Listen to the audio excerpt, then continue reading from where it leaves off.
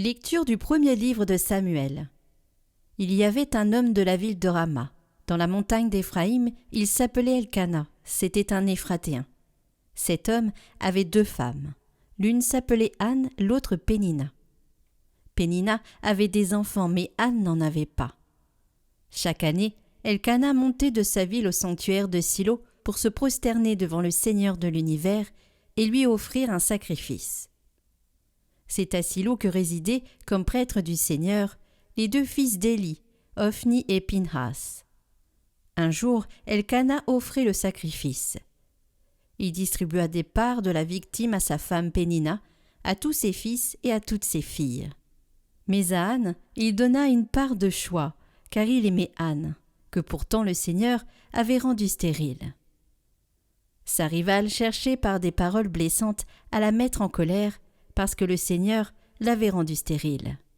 Cela recommençait tous les ans. Quand Anne montait au sanctuaire du Seigneur, Pénina cherchait à la mettre en colère. Anne pleura et ne voulut rien manger. Son mari Elkana lui dit « Anne, pourquoi pleures-tu? Pourquoi ne manges-tu pas? Pourquoi ton cœur est-il triste? Et moi, est-ce que je ne compte pas à tes yeux plus que 10 fils ?»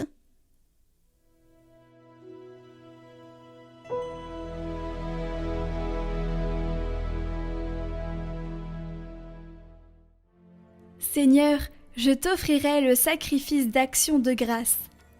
Comment rendrai-je au Seigneur tout le bien qu'il m'a fait? J'élèverai la coupe du salut, j'invoquerai le nom du Seigneur. Je tiendrai mes promesses au Seigneur, oui, devant tout son peuple. Je t'offrirai le sacrifice d'action de grâce, j'invoquerai le nom du Seigneur. Je tiendrai mes promesses au Seigneur, oui, devant tout son peuple, à l'entrée de la maison du Seigneur, au milieu de Jérusalem.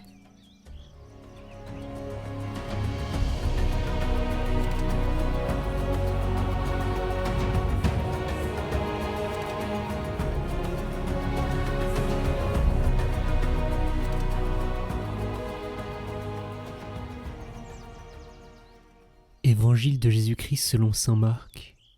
Après l'arrestation de Jean, Jésus partit pour la Galilée, proclamait l'évangile de Dieu. Il disait : Les temps sont accomplis, le règne de Dieu est tout proche. Convertissez-vous et croyez à l'évangile. Passant le long de la mer de Galilée, Jésus vit Simon et André, le frère de Simon, en train de jeter les filets dans la mer, car c'étaient des pêcheurs. Il leur dit : Venez à ma suite, je vous ferai devenir pêcheurs d'hommes. Aussitôt, laissant leurs filets, ils le suivirent.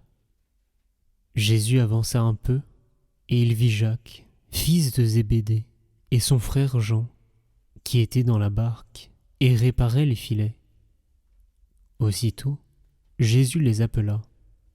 Alors, laissant dans la barque leur père Zébédée avec ses ouvriers, ils partirent à sa suite.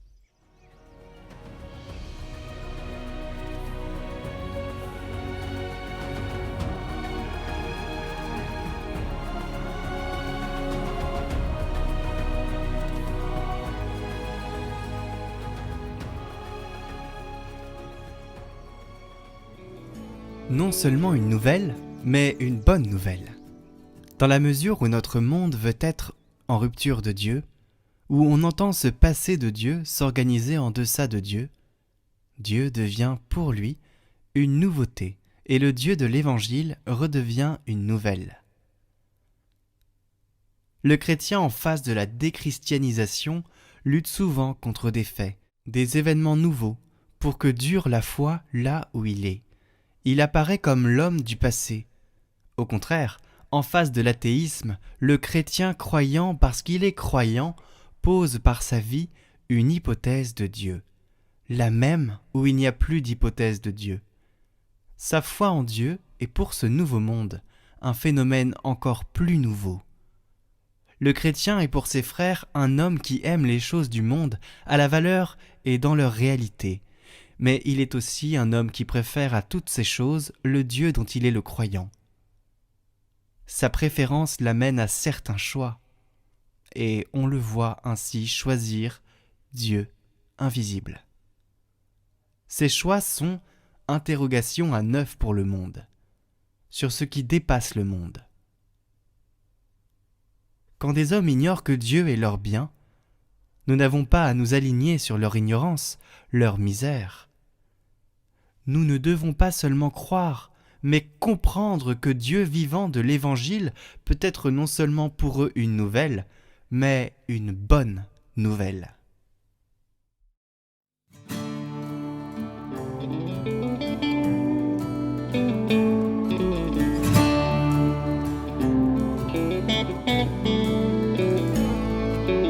Loué sois-tu notre Père Tout-Puissant, pour les êtres que tu crées, nous t'acclamons. Ta présence les remplit à chaque instant, nos yeux voient tous tes bienfaits, grand est ton nom. Dieu soit glorifié sur la terre comme au ciel, l'univers est un appel à te magnifier. Tout parle de toi et nous voyons ta beauté, digne es-tu d'être exalté. Loué sois-tu Jésus-Christ, au Rédempteur, par ta voix tout fut créé, tout est splendeur. Tu as habité la terre pour l'aimer, par ton sang tout rempli, viens nous sauver. Dieu soit glorifié sur la terre comme au ciel, l'univers est un appel à te magnifier. Tout parle de toi et nous voyons ta beauté, digne es-tu d'être exalté. Dieu vivant, tu es trois fois saint, montre-nous comment servir ce monde. Fais de nous des témoins de paix, garde-nous de toute indifférence. Tous les pauvres et la terre crient, saisis-nous de lumière et de force.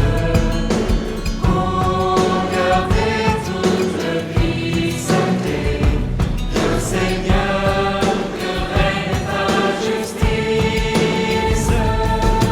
Dieu soit glorifié sur la terre comme au ciel, l'univers est un appel à te magnifier. Tout parle de toi et nous voyons ta beauté, digne es-tu d'être exalté. Loué sois-tu Saint-Esprit consolateur, tu purifies les vivants, tu sanctifies.